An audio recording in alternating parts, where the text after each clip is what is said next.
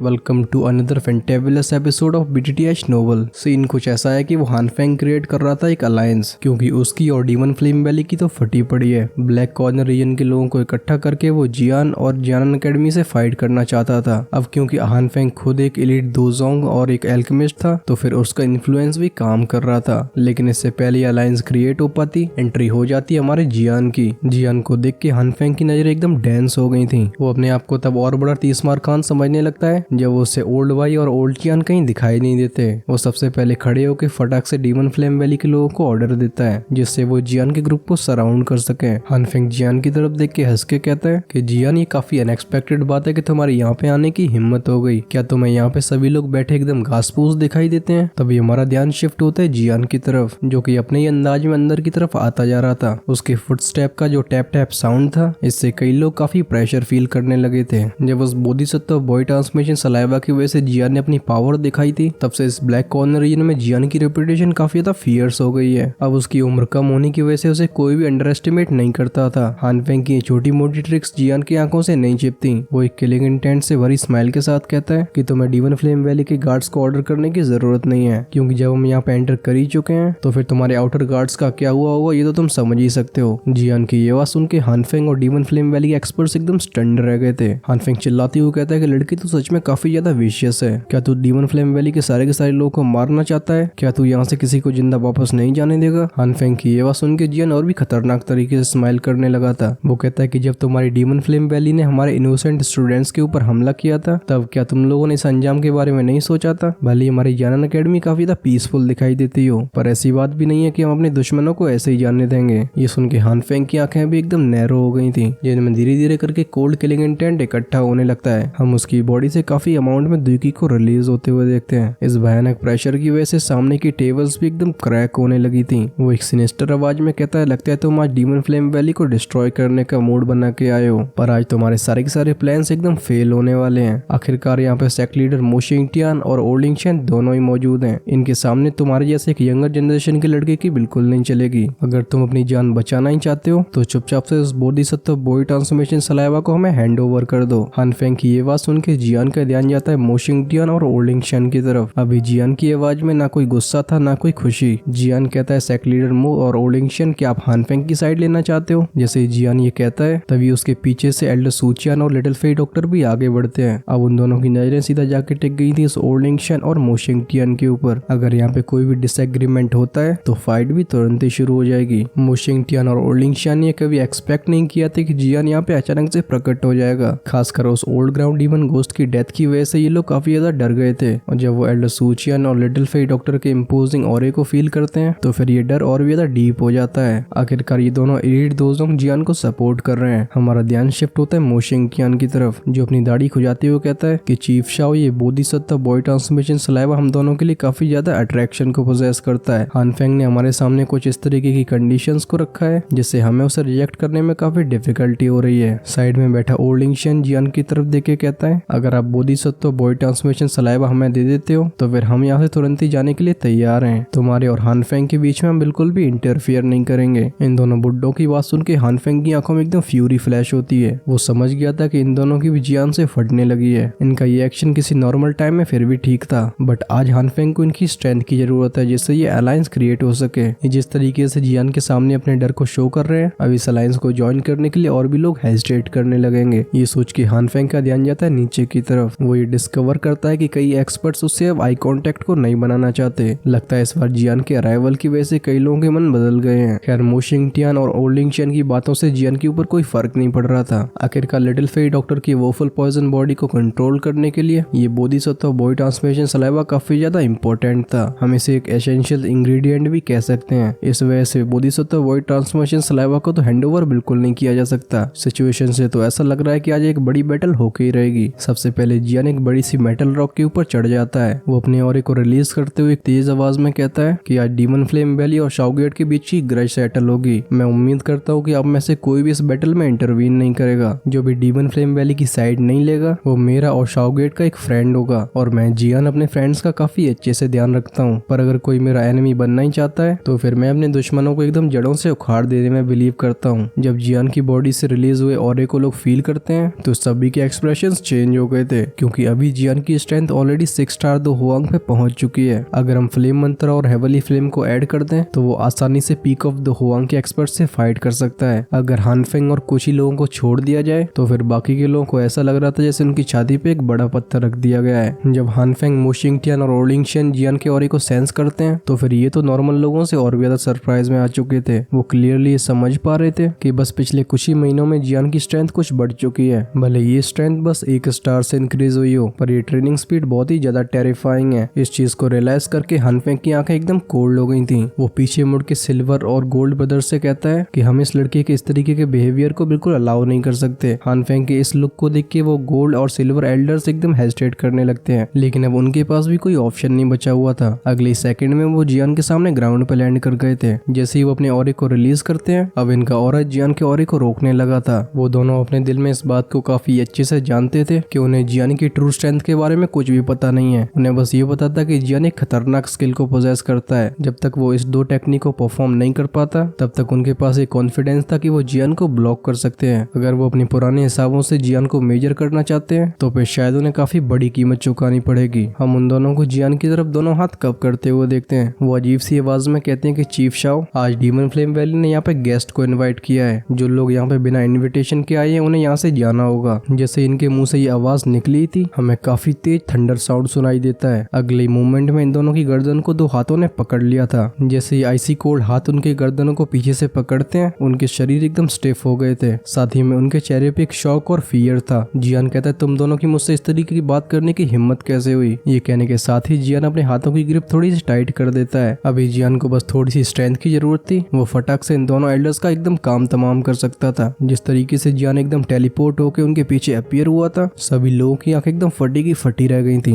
लोग चिल्लाते हुए कहते हैं, व्हाट फ्राइटनिंग स्पीड, क्या 1-2 हुआंग इस स्पीड को अचीव कर सकता है। अभी जियान अपनी उसी पोजीशन में खड़ा हुआ था जहाँ पे उसने उन दोनों को मेंढक की तरह लटका रखा था। हम जियान के जेड वून विंग्स को हल्के से फ्लैप करते हुए देखते हैं। जैसे ये विंग्स फ्लैप करते थे, आसमान से हल्का सा एक थंडर साउंड सुनाई देता था। कोई अगर ध्यान से देखे तो इन पंखों से हल्की सी एक विंड रिपल क्रिएट होती थी। अब जियान की स्पीड उस लेवल पे पहुंच चुकी है जिससे कोई ऑर्डिनरी दोजोंग भी कम्पीट नहीं कर सकता। साथ ही में इन दोनों गोल्ड सिल्वर एल्डर्स के इग्नोरेंस को ऐड कर दिया जाए, जियान ने बस एक ही बार में इन दोनों को पकड़ लिया था। इससे एक ऐसा सीन क्रिएट हुआ था जिसे सभी लोग शॉक में आ चुके थे। जब ये दोनों एल्डर्स जियान की किलिंग इंटेंट को फील करते हैं तो फिर इनके शरीर भी एकदम पसीने से नहाने लगते हैं। अब उनकी अपने शरीर को हिलाने की हिम्मत नहीं हो रही थी। वो सेंस कर पा रहे थे कि जियान के हाथों में एक हिडन फोर्स है। जैसे ही वो इसे रिलीज करता है, इन दोनों की जानें अनडाउटेडली चली जाएंगी। वो दोनों अपने सलाइवा को गटक के एक कांपती हुई आवाज में कहते हैं, चीफ शाह प्लीज हमें माफ कर दो। अभी उनके चेहरों पे बिल्कुल वो एक्सपर्ट वाली बात दिखाई नहीं दे रही थी। जियान के एक्शन ने इस तरीके का इफेक्ट क्रिएट किया था जिससे इस सदमे से वापस आने में काफी टाइम लगने वाला है। फाइनली अब जाके वो समझे थे कि जियान की स्ट्रेंथ कहाँ पे पहुंच चुकी है। वेल एक्चुअली में इन दोनों को ये नहीं पता था कि अगर ये दोनों बिल्कुल केयरलेस नहीं होते तो फिर जियान अपनी फाइटिंग स्पीड के साथ भी इन्हें इतनी आसानी से कैप्चर नहीं कर पाता। इन दोनों एल्डर्स की हालत देख के हानफेंग की फेस मसल्स एकदम ट्विस्ट करने लगी थी। उसने भी ये एक्सपेक्ट नहीं किया था कि पहली कांटेक्ट में हार जाएंगे। सोने पे सुहागे वाली बात ये है कि जियान के इस एक्शन ने सबको डरा दिया है। वो अपने अंदर ही अंदर इन दोनों को काफी गालियां दे रहा था। वहीं पे जब साइड में बैठे ओलिंगशियन और मो शिंगटियान इन जेड वून विंग्स को देखते हैं तो फिर उनकी आईब्राउज भी थोड़ी सिकुड़ गई थी। वो अपने एक्सपीरियंस और आईसाइट की वजह से क्लियरली पता लगा पा रहे थे कि जियान की ये फ्राइटनिंग स्पीड की वजह ये दोनों विंग्स हैं। उन दोनों को ये अच्छे से याद था कि जब वो जियान से पहली बार टकराए थे तब उसकी स्पीड इतनी ज्यादा भयानक नहीं थी। खासकर मो शिंगटियान को ये विंग्स काफी ज्यादा फेमिलियर फील हो रहे थे। थोड़ी सी देर बाद वो कुछ रिकॉल करता है। उसे ऐसा लग रहा था कि ये जेड वून विंग्स उस मैजिकल बीस्ट की कॉर्प्स से आए हैं जो कि उस ऑक्शन से खरीदी गई थी। उसे इस बात का बिल्कुल अंदेशा नहीं था कि जिस मैजिकल बीस्ट की डेड बॉडी को बिल्कुल वेस्ट समझ रहा था, जियान उसका यूज करके इतनी फाइटिंग स्ट्रेंथ को गेन करेगा। क्लियरली ऑक्शन के इस एक्सचेंज में मो शिंगटियान को काफी भारी नुकसान हुआ है। इस बात को सोच के मो शिंगटियान की आंखें भी एकदम लाल हो गई थी। वो अपने आप को कोसते हुए कहता है कि डैम इट, इस लड़के ने तो मेरा फिर से एडवांटेज ले लिया। तभी हमारा ध्यान शिफ्ट होता है जियान की तरफ, जो कि काफी इंडिफरेंट निगाहों से इन दोनों को देख रहा था। हम उसे अपनी एक फिंगर को फ्लिक करते हुए देखते हैं जिससे एक शार्प फोर्स इन दोनों की खोपड़ी को पेनिट्रेट कर देती है। फिर होना क्या था, इन दोनों एल्डर्स के सामने एकदम अंधेरा छा जाता है। उनके लिए अच्छी बात ये थी कि यहाँ पे ये लोग बस फेंट ही हुए थे। वो इन दोनों को इस तरीके से ग्राउंड में फेंकता है जैसे ये दोनों इंसान नहीं बल्कि गार्बेज हो। ये पूरा काम करने के बाद वो अपने दोनों हाथ झाड़ता है और अब उसका ध्यान चला गया था सीधा मो शिंगटियान के ऊपर। वो एक स्माइल के साथ कहता है कि सेक्ट लीडर मो, क्या आपके जूनियर सेक्ट लीडर काफी टाइम से अनकॉन्शियस है। सभी लोग जियान की ये बात सुन के एकदम डाउट में आ गए थे। उन्हें समझ में नहीं आ रहा था कि जियान ये बीच में क्या बोल रहा है। वहीं वहीं पे दूसरी तरफ वो मोशिंगटियन का चेहरा एकदम लाल हो गया था। वो पूरी ताकत से गुस्से में चिल्लाते हुए कहता है कि क्या मेरे बेटे को तुमने पॉइजन किया है। खैर मोया के पॉइजन होने का मैटर जियान से रिलेटेड नहीं था। जब लिटिल फेई डॉक्टर ने अपने कारनामे के बारे में जियान को बताया था तब उसने इस बात को काफी नॉर्मल समझा था, पर इस सिचुएशन में जियान के लिए काफी बड़ी चिप बन सकती है। जब मोशिंगटियन की गुस्से भरी आवाज जियान सुनता है तो उसके चेहरे पे कोई चेंज नहीं आता। वो एक काम आवाज में कहता है, सेक लीडर मो, आपको ये नहीं भूलना चाहिए, ऑक्शन खत्म होने के बाद ही हमारे बीच में दुश्मनी हो चुकी थी, साथ ही में वो मोया मुझे मारना चाहता था, तो फिर मैं आखिर उसे कैसे आसानी से जाने दे सकता हूँ। जियान की आवाज सुन के मोशिंगटियन एकदम डल हो गया था। वो अपनी फिस्ट को क्लेंच करके एक डीप आवाज में कहता है कि तुम जल्दी से मुझे उसका एंटीडोट दे दो, मैं ये समझूंगा कि ये मैटर पहले कभी नहीं हुआ। मोशिंगटियन के इस एक्सप्रेशन को देख के जियान की आंखें भी एकदम विशियस हो गई थी, क्योंकि लगता है इस चालाक लोमड़ी से वो आसानी से बात नहीं कर सकता, इससे बात भी इसी की भाषा में ही करनी होगी। जियान कहता है कि मैं तुम्हें एंटीडोट दे सकता हूँ, लेकिन तुम मेरे बीच में और डीमन फ्लेम वैली के बीच में बिल्कुल इंटरवीन नहीं करोगे, वरना क्या होगा ये तुम जानते ही हो। ये सुन के मोशिंगटियन का चेहरा एकदम लाल पीला नीला हो रहा था और अब उसके चेहरे पे काफी हेजिटेशन भी दिखने लगी थी। साइड में खड़ा हानफेंग भी समझ जाता है। वो चिल्लाते हुए कहता है कि सेक लीडर मो, क्या हुआ? क्या जियान ने आपके बेटे को पॉइजन कर दिया है? पर आपको इसके चक्कर में आने की जरूरत नहीं है, मैं पॉइजन को डिटॉक्सिफाई करना थोड़ा सा जानता हूँ। जैसे ये मैटर ओवर होगा मैं आपके बेटे की बॉडी से पॉइजन को रिमूव करने में हेल्प करूंगा। हानफेंग की ये बात सुन के जियान अपना सिर हिलाने लगा था। वो एक मॉकिंग टोन में कहता है, लगता है तुम अपनी औकात को अच्छे से समझते नहीं हो। एक पॉइजन मास्टर और एक एल्केमिस्ट दोनों अलग ऑक्यूपेशंस हैं। कोई नॉर्मल सा पॉइजन बस एंटीडोट से सॉल्व किया जा सकता है, पर जो पॉइजन यंग सेक लीडर मोया के ऊपर यूज किया गया है वो कोई नॉर्मल पॉइजन नहीं है। आई थिंक इस बारे में तो सेक लीडर मो क्लियरली समझते होंगे। फिर भी अगर आप अपने बेटे की लाइफ को एक ऐसे इंसान के हाथों में रखना चाहते हो जो कि पॉइजन से डील करने में स्पेशलाइज नहीं करता, तो मुझे लगता है आप यहाँ पे काफी बड़ा गैम्बल खेल रहे हो। शुरू में हानफेंग की बात सुन के मोशिंगटियन थोड़ा सा कन्विंस हो गया था, पर जियान की बात ने मामला दोबारा से क्लियर कर दिया था। वो एक डीप आवाज में कहता है कि मैं कैसे मान लूं कि इस मैटर के कंप्लीट होने के बाद तो मेरे बेटे को बिल्कुल क्योर कर दोगे। मोशिंगटियन की डेस्परेट टोन को जियान भी समझ पा रहा था। वो कहता है कि मैं शाओगेट के नाम से आपसे ये प्रॉमिस करता हूँ, सेक लीडर मो, आपको इस बात की चिंता करने की जरूरत नहीं है। मैं जियान इतना ज्यादा मूर्ख नहीं हूँ जो एक इलाइट दोजोंग से बिना किसी कारण के पंगे ले। मोशिंगटियन जियान की बातें काफी ध्यान से सुन रहा था। थोड़ी देर बाद हम उसे नोड करते हुए देखते हैं। वो कहता है, चलो ठीक है, मैं आज तुम्हारी बात का यकीन कर लेता हूँ। जब हानफेंग को समझ में आ गया था कि मोशिंगटियन विड्रॉ करने वाला है तो उसकी आंखें भी एकदम गुस्से से भर जाती हैं, पर फिर भी वो जैसे से एक रिग्रेट वाले एक्सप्रेशन से कहता है, इस सेक लीडर मो, ये लड़का बहुत ही ज्यादा ट्रिक्स खेलता है। अब ये क्लियरली हमें डिवाइड करने की कोशिश कर रहा है। अब ऐसी बात तो है नहीं कि आप इसकी स्ट्रेंथ के बारे में बिल्कुल नहीं जानते हो। अगर वो फ्यूचर में आपसे फाइट करने के लिए वापस आता है तो शायद आपका ब्लैक एम्बर सेक्ट इसे अकेला नहीं संभाल पाएगा। अभी मोशिंगटियन काफी ज्यादा ग्लूमी था। वो एक डल आवाज में कहता है कि मैटर चाहे कुछ भी हो, लेकिन मैं अपने बेटे की लाइफ से बिल्कुल नहीं खेल सकता हूँ। आखिरकार मोया को ग्रूम करने में मोशिंगटियन ने बहुत एफर्ट लगाया था। नेचुरली वो अपने आंखों के सामने अपने बेटे की लाइफ को इस तरीके से जाते हुए नहीं देख सकता था। खासकर इस सिचुएशन को देख के मोशिंगटियन ने काफी जल्दी डिसीजन बना लिया था। वो ये समझ पा रहा था कि अगर ये हानफेंग इस अलायंस को सक्सेसफुली क्रिएट कर भी लेता है तब भी उसे जियान की टोली से फाइट करने में काफी परेशानी होने वाली है। आफ्टर ऑल उसने जब से जियान को देखा है तब से उसे जियान को लेके बिल्कुल कोई श्योरिटी नहीं रहती।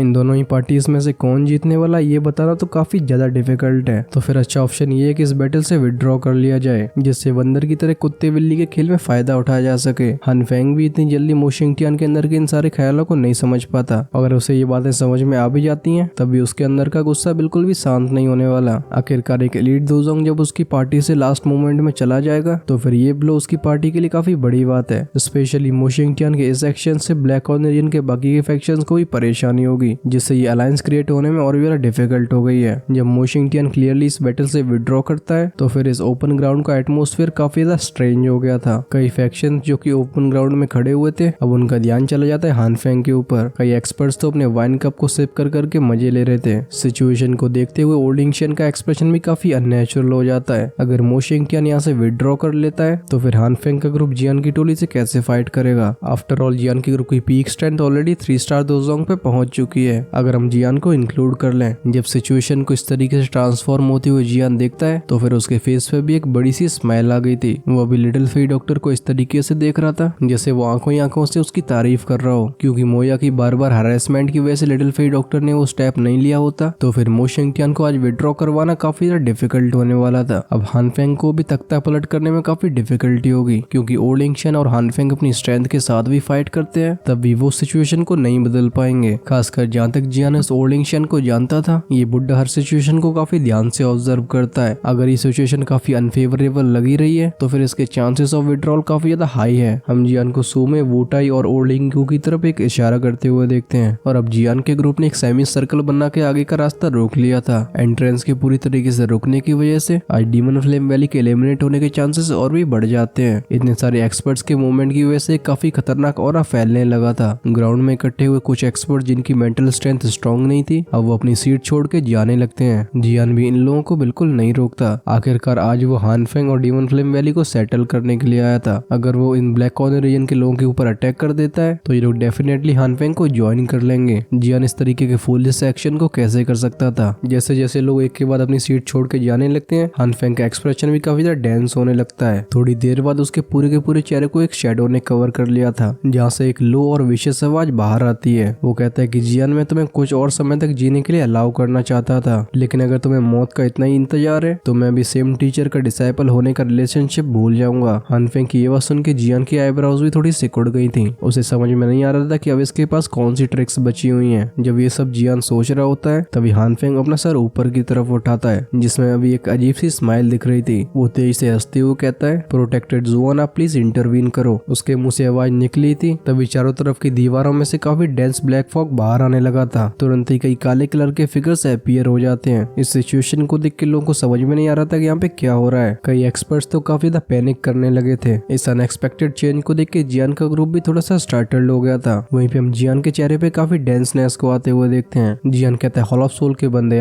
ये अनएक्सपेक्टेड बात है कि हानफेंग अभी भी उनके कांटेक्ट में है। सिचुएशन को देखते हुए एल्डर सूचियान और लिटिल फेई डॉक्टर जियान के साइड में अपीयर होते हैं। सूचियान कहते हैं कि तुम्हें ज्यादा परेशान होने की जरूरत नहीं है। इनमें से एक फिगर की स्ट्रेंथ छोड़ दी जाए जो कि दोजोंग लेवल पे है तो फिर बाकी के लोगों को हैंडल किया जा सकता है। सिमिलरली बैटल ग्राउंड में चेंज देख के मोशिंगटियन और ओर्लिंग शेन भी एकदम स्टैंडर्ड रह गए थे क्योंकि ये बात उनके दिमाग से भी बिल्कुल बाहर थी कि हानफेंग ने अभी भी ट्रिक्स को छुपा के रखा है। वो भी इन ब्लैक फॉग फिगर के अंदर दोजोंग लेवल की स्ट्रेंथ को सेंस कर पा रहे थे। हानफेंग एक सिनिस्टर स्माइल के साथ कहता है कि तुम्हें ऐसा लगता है कि क्या तुम्हारा शाओगेट इतनी आसानी से मेरी इन्फॉर्मेशन को ढूंढ सकता है। तुम्हें जो भी कुछ मेरे बारे में मालूम पड़ा है वो सारी इन्फॉर्मेशन मैंने जानबूझ के रिलीज करी थी। मैं तुम्हें यहाँ पे अट्रैक्ट करना चाहता था। अनएक्सपेक्टेड बात है कि तुमने मेरी बेट को स्वीकार कर लिया। जिसके बाद उसका ध्यान जाता है ओर्लिंग शेन और मोशिंगटियन की तरफ। हानफेंग कहता है कि तुम दोनों को क्या लगता है कि अब मेरे साथ कोऑपरेट करने में ज्यादा आसानी है पर अब तुम दोनों को भी एक्ट करने की कोई जरूरत नहीं है। वो पागलों की तरफ अपना मुंह ऊपर करके डेंस आवाज में कहता है प्रोटेक्टर जुआन ये सामने जियान है। ये जामा एम्पायर के शाओ फैमिली से बिलोंग करता है जिनके बारे में इन्वेस्टिगेट करने में हॉल ऑफ सोल ने काफी एफर्ट लगाए हैं। जो भी चीज आपको चाहिए वो शायद इस पे हो सकती है और अगर वो चीज इस पे नहीं भी मिलती है तब भी ये दो तरीके की हेवनली फ्लेम्स को पोजेस करता है। अगर आप इसे कैप्चर करके ऑनरेबल एल्डर्स को सौंपते हो तो फिर वो तुम्हारे काम से काफी ज्यादा सेटिस्फाई होने वाले हैं। तभी हमारा ध्यान जाता है उन फॉग फिगर्स की तरफ। वो काफी अजीब सी आवाज में कहते हैं तो तुम्हारा नाम ही है जियान। प्रोटेक्टर वो ने तुम्हारे बारे में मुझे बताया है। तुम थोड़े से ट्रबलसम तो हो। अच्छी बात यह है कि मुझे तुम्हारे बारे में पहले इन्फॉर्मेशन मिल गई है। यहाँ पे आने से पहले मैंने कई चीजों की पहले ही तैयारी कर ली थी। जब जियान इस फैमिलियर नेम को दोबारा से सुनता है तो हम उसकी आंखें एकदम लाल होते हुए देखते हैं। वो एक फ्यूरियस आवाज में चिल्लाते हुए कहता है कि प्रोटेक्टर वो अब जियान ने भी अपना पूरा किलिंग इंटेंट रिलीज कर दिया था। इसे देख के वो फॉगमैन कहता है लगता है तुम प्रोटेक्टर वो से काफी ज्यादा नफरत करते हो। खैर ये बात बिल्कुल एक्सपेक्टेड भी है। आखिर उसी ने तुम्हारे टीचर को कैप्चर किया था। उसके डिसाइपल होने की वजह से तुम्हें बुरा तो लगेगा ही लेकिन तुम्हें इसके बारे में ज्यादा चिंता करने की जरूरत नहीं है क्योंकि तुम अपने टीचर को काफी जल्दी देखने वाले हो। वो बाकी के ब्लैक फिगर्स को ऑर्डर देते हुए कहता है कि तुम लोग जल्दी से 10,000 सोल्स फॉलोइंग फॉर्मेशन को तैयार करो। उसके ये कहने के साथ ही यह फॉग चारों तरफ से और भी तेजी से इकट्ठा होने लगा था। ये ब्लैक फॉग इस पूरी वैली को कवर कर लेता है। थोड़ी देर बाद हम फॉग से बनी चीज को देख सकते हैं जो कि हल्का सा ग्लो भी कर रही थी। इसके अंदर कई ऐसी स्पिरिचुअल बॉडीज कैद थी जिनकी आंखें एकदम लाल हो रखी हैं। फाइनली वो सारी की सारी सोल बॉडीज काफी तेजी से चिल्लाते हुए चारों तरफ फैलने लगती हैं। अभी हानफेंग अपनी सीट पे बैठ के काफी स्माइल से ये सब देख रहा था। धीरे धीरे करके काले बादलों ने पूरे सूरज को कवर कर लिया था। पहले जो आसमान बिल्कुल क्लियर दिखाई दे रहा था अब वो पूरी तरीके से डार्क हो चुका है। ये ब्लैक फॉग इतना ज्यादा डेंस था जिसे सनलाइट की एक लेयर भी बिल्कुल पेनिट्रेट नहीं कर पा रही थी। खासकर इन ब्लैक क्लाउड्स के अंदर वो स्पिरिट बॉडीज काफी ज्यादा टेरिफाइंग लगती हैं। उनकी लाल आंखों को देख के कई लोग एकदम घबरा जाते हैं। इन सोल बॉडीज को देख के जियान का एक्सप्रेशन भी अचानक से चेंज हो गया था। वो चिल्लाते हुए कहता है कि आप सबको काफी केयरफुल रहना है क्योंकि ये स्पिरिट बॉडीज तुम सबके लिए काफी ज्यादा हार्मफुल है। सूमे और बाकी के लोग भी इस चेंज को देख के एकदम शॉक में आ गए थे। हम उन्हें जियान की साइड में फटाक से आते हुए देखते हैं। जब उनकी नजरें जाती है इन काले कलर के क्लाउड्स के ऊपर तो फिर इतनी सारी स्पिरिट बॉडीज को देख के उनकी स्किन एकदम नम पड़ गई थी। तभी हमारा हमारा ध्यान शिफ्ट होता है उस प्रोटेक्टर जुआन की तरफ, जो कि एक सिनिस्टर आवाज में हंसते हुए कहता है कि तुम्हें कैप्चर करने के लिए मैंने काफी ज्यादा एफर्ट लगाया है। ये वो सारी की सारी सोल बॉडीज हैं जिन्हें मैंने इतने सालों में कैप्चर किया है। इन सारी की सारी सोल बॉडी से जो फॉर्मेशन क्रिएट हो रही है उससे कैप्चर होने में तुम्हें कोई परेशानी नहीं होनी चाहिए। आसमान में इस ब्लैक फॉग को देख के जियान भी अपनी आंखें नैरो कर लेता है। इन काले रंग के क्लाउड्स में इतनी सारी स्पिरिट बॉडीज छिपी हुई थी जिन्हें सेंस करके वो भी एक डीप ब्रेथ लेता है। लगता है प्रोटेक्टर जुआन ने जियान को कैप्चर करने में काफी ज्यादा इन्वेस्ट किया है, क्योंकि इस 10,000 सोल फॉर्मेशन को क्रिएट करने के लिए जितने अमाउंट में सोल्स की जरूरत थी उससे बाहर निकलना काफी ज्यादा बड़ी बात है। क्योंकि जब चुएन एम्पायर में प्रोटेक्टर टाई से जियान ने फाइट करी थी तब भी उसके पास इतनी सारी सोल बॉडीज नहीं थी जिससे वो इस लेवल की फॉर्मेशन को क्रिएट कर सके। जियान के ऐसा एक्सप्रेशन को देख के हानफेंग काफी तेजी से चिल्लाने लगा था। वो हंसते हुए कहता है कि क्या हुआ जियान, तुम्हें कैसा लग रहा है? इस बार मेरे ट्रीटमेंट से तुम्हें कोई परेशानी नहीं होनी चाहिए। एक बार तुम हॉल ऑफ सोल के हाथों में आ जाते हो तो मैं तुम्हारे लिए एल्डर से बिल्कुल रिक्वेस्ट करूंगा जिससे वो तुम्हारा अच्छे से ध्यान रखें। जियान हानफेंग की तरफ तो बस एक बार देखता है। ये 10,000 सोल्स फॉलोइंग फॉर्मेशन काफी ज्यादा स्ट्रॉन्ग थी, क्योंकि जियान को इसे ब्रेक करने में काफी डिफिकल्टी होगी। तभी हमारा ध्यान शिफ्ट होता है एक स्पॉट की तरफ जहाँ पे काफी अमाउंट में ब्लैक फॉग इकट्ठा हो रहा था। कुछ ही समय बाद वो एक ब्लरी से फिगर में कन्वर्ट हो गया था। जैसे ही वो अपने फिंगर को फ्लिक करता है हम वहाँ से एकदम ब्राइट रेड ब्लड को बाहर जाते हुए देखते हैं, जो कि सीधा ब्लैक क्लाउड्स में घुस जाता है। जैसे ये फ्रेश ब्लड स्कैटर हुआ था अब इन काले कलर के बादलों में लाल रंग की लाइंस दिखाई देने लगी थी। हमें इनमें से लोगों के चिल्लाने की आवाजें सुनाई देती हैं। लग तो कुछ ऐसा रहा था जैसे वो सोल बॉडीज काफी तड़प रही हैं। तभी एक मोमेंट के बाद ये क्लाउड्स एकदम रुक गए थे।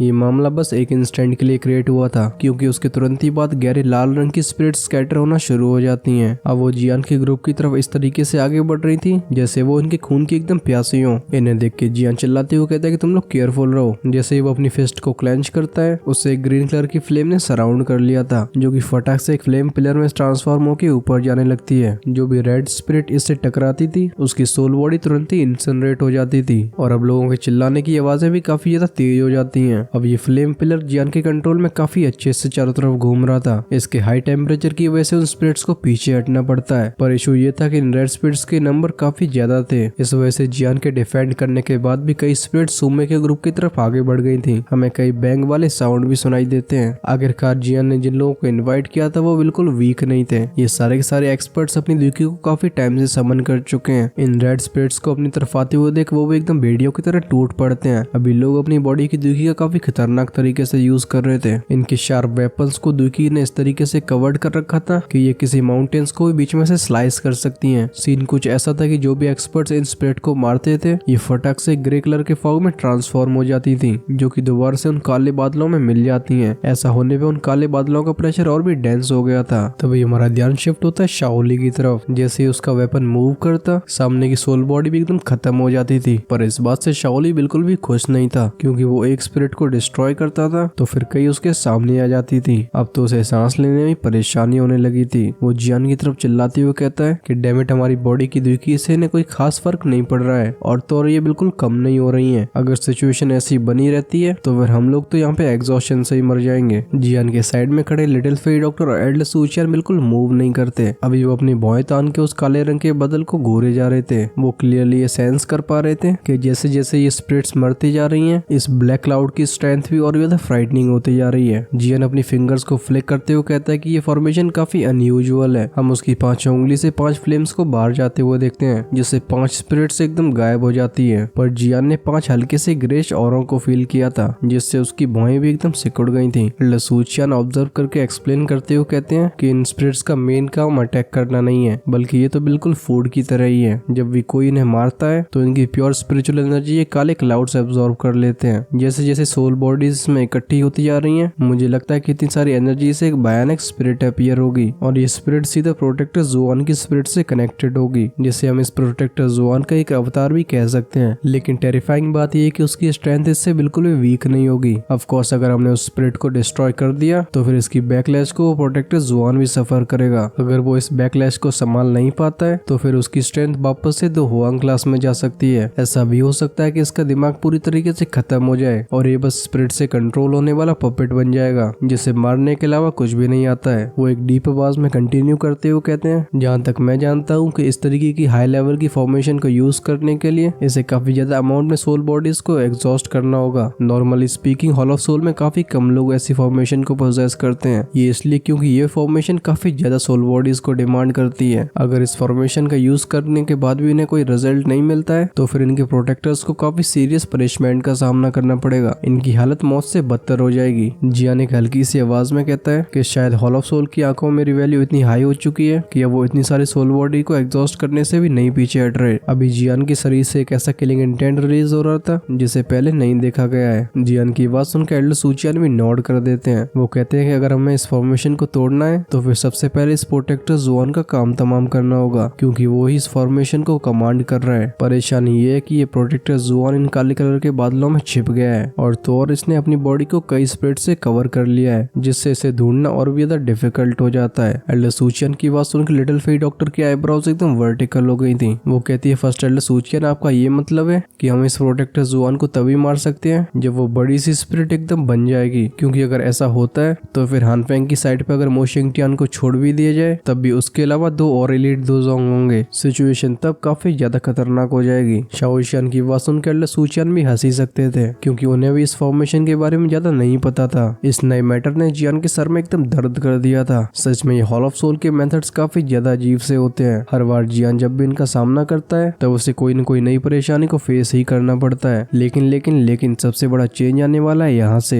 जब जियान अपनी डीप थिंकिंग में बिजी था तभी उसके दिमाग में सुनाई देती है एक हल्की सी ओल्ड आवाज। वो कहते हैं, लिटिल फेलो, तुम ये कैसे भूल सकते हो कि स्पिरिट से डील करने में फॉलन हार्ट फ्लेम ही काम आती है। इसे देख के नॉर्मल स्पिरिट्स तो एकदम दूर भाग जाती हैं, तो तुम्हें एक्चुअली में इससे सरदर्द कैसे हो सकता है? तुम्हारी बॉडी में जिस तरीके से 2 फ्लेम्स एक साथ एग्जिस्ट करती हैं, ये चीज आज से पहले मैंने कभी नहीं देखी है। भले ही 2 हेवली फ्लेम के मर्ज होने से जो फ्लेम क्रिएट होती है उसकी स्ट्रेंथ काफी ज्यादा खतरनाक हो, पर ऐसा करने से फॉलन हार्ट फ्लेम का वो यूनिक इफेक्ट वीक हो जाता है। क्या तुम ये बिल्कुल नोटिस नहीं कर पा रहे हो कि जब भी तुम इन स्पिरिट्स को मारते हो तब औरों से इनकी एनर्जी काफी ज्यादा कम होती है। वहीं पे अगर तुम सिर्फ फॉलन हार्ट फ्लेम का यूज करोगे तो फिर ये स्पिरिट्स एकदम गायब ही हो जाएंगी, जिससे तुम्हारा ये सिरदर्द भी खत्म हो जाएगा। ऑफ कोर्स तुम मेरी फाइबरिंग फ्लेम एक्सपेलिंग टेक्निक को तो जानते ही हो, जिससे तुम फॉलन हार्ट फ्लेम को काफी खतरनाक तरीके से कंट्रोल कर सकते हो। तुम इन स्पिरिट से डील करने के लिए वो नॉर्मल मेथड्स का यूज करने की जरूरत नहीं है। इस आवाज को सुन के जियांग का ध्यान जाता है उस सफेद रंग की रिंग पे, और अब उसकी आंखें भी एकदम फ्लिकर करने लगी थी। आखिरकार टियानजुनजे के पास ये फॉलन हार्ट फ्लेम जियान से काफी पहले थी, जिससे फॉलन हार्ट फ्लेम की अंडरस्टैंडिंग उनसे अच्छी किसकी हो सकती है। जियान एक रिस्पेक्टफुल आवाज में कहता है, थैंक यू एल्डर याओ। वेल, टियानजुनजे का निकनेम था टियान हुओ और उनका सरनेम था याओ। टियानजुनजे के सजेशन से जियान काफी खुश हो गया था। उसके एक ही इशारे पे उसकी वो ग्रीन फ्लेम एकदम पेल होने लगी थी। कुछ ही समय में उसे फॉलन हार्ट फ्लेम ने रिप्लेस कर लिया था। जैसे ही फॉलन हार्ट फ्लेम अपीयर होती है, आसपास की वो रेड स्पिरिट्स जो कि डर नहीं रही थी, अब उनकी आंखों में भी एक फियर फ्लैश होता है। ये देख के जियान तो और भी ज्यादा खुश हो गया था। जैसे वो अपनी हैंड सील्स को चेंज करता है, हम उसके शरीर से और भी ज्यादा फॉलन हार्ट फ्लेम को रिलीज होते हुए देखते हैं, जो कि फाइनली एक वुल्फ का फॉर्म ले चुकी थी, जिसका साइज 100 फीट से ज्यादा ही होगा। जैसे ये वुल्फ अपीयर हुआ था, आसमान की सारी स्पिरिट्स में काफी ज्यादा कोलाहल मच जाता है। अब वो चारों तरफ भागना शुरू कर देती हैं। तभी हमारा ध्यान शिफ्ट होता है उस वुल्फ की तरफ, जो कि अपना मुंह ऊपर करके तेज से हाउल करता है, जिससे काफी ज्यादा इंटेंस वेव्स क्रिएट होने लगी थी। जो भी सोल बॉडीज इस वेव के चक्कर में आती थी, अब वो भी कांपना शुरू कर देती हैं। कुछ ही समय बाद एक बैंग साउंड के साथ वो एकदम हवा में मिल जाती हैं। फर्क बस इतना था कि अब उनकी डिस्ट्रक्शन के बाद कोई भी स्पिरिचुअल स्ट्रेंथ बचती नहीं है। जैसे ये वुल्फ स्पिरिट अपने कारनामे करने शुरू करती है, अब आसमान से उन बादलों का प्रेशर भी काफी कम हो गया था। आखिरकार उनका अब ये न्यूमेरिकल एडवांटेज भी चला गया था। जब ये वुल्फ स्पिरिट कई सोल बॉडीज को खत्म कर देता है तो वहाँ से ग्रे कलर की गैस रिलीज होती है, जिसे जियान के इस वुल्फ ने अपना मुंह खोल के सॉलो कर लिया था। अब तुम लोग इंटेलिजेंट लोगो तो समझ ही गए हो कि स्टोरी कहाँ पे जा रही है, क्योंकि जहाँ पे सोल बॉडीज और फॉलन हार्ट फ्लेम हो तो फिर आगे क्या होता है ये तो हम पहले देख ही चुके हैं। अब वेल, आगे की स्टोरी में क्या ट्विस्ट और टर्न्स रह गए ये हम जानेंगे अपने नेक्स्ट एपिसोड में। ऑनेस्टली ये एपिसोड काफी ज्यादा खतरनाक रहा है। मुझे सबसे ज्यादा मजा तब आया जब टियानजुनजे ने जियान को सजेशन दिया था, मतलब दिल एकदम गार्डन हो गया। अब तुम्हें ये एपिसोड कैसा लगा कमेंट्स में जरूर बताना। साथ ही में अपने सजेशंस को शेयर करना बिल्कुल मत भूलना। इस वीडियो को एक दिन का लाइक टारगेट रखते हैं हम फिर से 4000 लाइक्स। इसके कंप्लीट होते ही मैं पूरी कोशिश करूंगा कि नेक्स्ट एपिसोड फटाफट से रिलीज कर दूं। खैर, अगर तुमने इससे पिछले वाले एपिसोड को नहीं देखा है तो लेफ्ट साइड में क्लिक करके देख सकते हो। अगला एपिसोड आपको राइट साइड में मिल जाएगा, जिसे चेकआउट करना बिल्कुल मत भूलना। हम मिलते हैं वीडियो के उस पार, तब तक के लिए अपना ख्याल रखना। Tata bye bye.